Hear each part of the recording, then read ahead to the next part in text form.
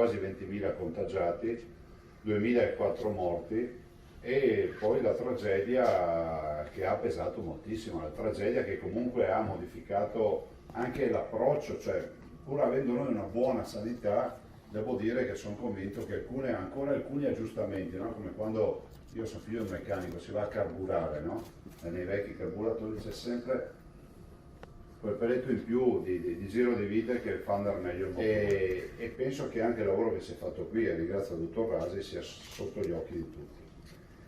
Qui oggi inauguriamo un'opera, la parte finale di un'opera sono 10 milioni di euro, dei 40 investiti, quindi le terapie intensive, il blocco operatorio. Siamo venuti qua, lo ricordava il dottor Rasi, per l'inaugurazione del pronto soccorso, forse un anno fa, circa un anno fa.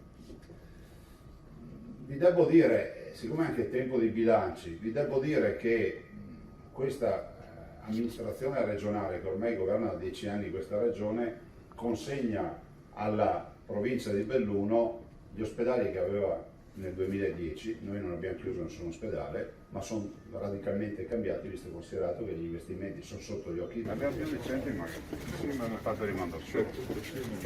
Arriva. Ecco, qui avevamo passato qualcosina.